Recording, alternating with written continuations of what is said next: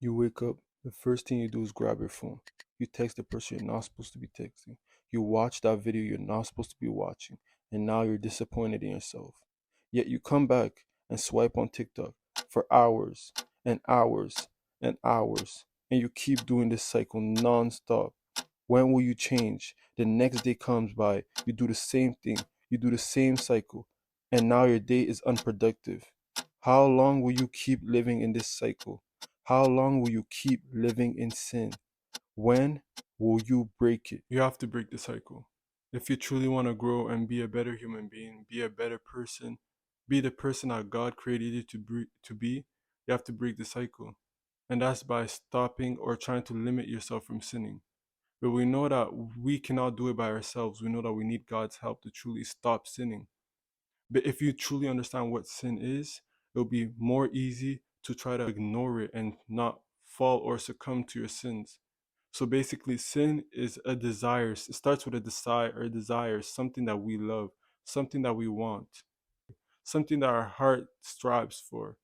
And then that desire grows and grows and grows until it destroys us. The devil will tempt you with stuff, but he will not force you. The devil cannot force you to do anything. You're the one that takes the decision. The devil will open the door for you, but it's you that decides whether or not you want to enter that door. Adam and Eve only ate from the tree because, in a certain way, that's what their heart desired. Cain, his brother, his heart desired evil. The devil knows what we desire. The devil knows what we enjoy. We have to understand that the devil has been studying us our whole life. He knows us more than we know ourselves. So a main way to stop sinning is to understand what your heart desires and why it desires it. It all begins with the heart. It all starts with the heart. You have to examine your heart because we have to understand that our hearts are ultimately infected by sin. And this is why David asked God for a new heart that will renew him. We have to ask God to give us a new heart, a heart that desires the things that God desires, so that we will not succumb to the things of this world. But most of us can't do that because we're busy pointing on the other person's sin. We're like, but we're not understanding that we're not any better than them. Just because that person struggles with a sin that we don't struggle with doesn't make us any better than them. You have to decide to break the cycle. You have to decide to break your family curses. You have to decide to say enough is enough. Because if you ignore your sin and if you busy point out other people's sins, your sin is going to infect you. One small bit of anger becomes murder. One small bit of lust can become addictions that you didn't expect to have. And this is really how it is. So concentrate on your own sins. This is why Jesus tells us to take out the plague from our own eye, because we're busy pointing and telling other people, "Oh, you got something in your eye," not understanding that we got a stick in our eye and we don't even know. Sin is at our door waiting to have us, but we have to decide whether or not we're going to open the door to it.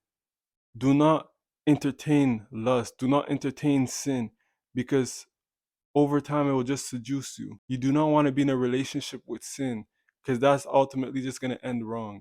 Stop playing with fire. Stop playing with the things of this world, the things that the devil offers you. Because if you do, you're just going to fall into that trap. You're going to fall into that cycle, that never ending cycle. Wake up, watch TikTok, go to bed. Wake up, watch TikTok, go to bed. You know what you're doing is wrong. Proof of it is that you wake up and you're like, why is this happening? You're always asking yourself, why am I always doing the same thing over and over and over? There's that conviction that you have. And if you're having that conviction, is because what you're doing is wrong.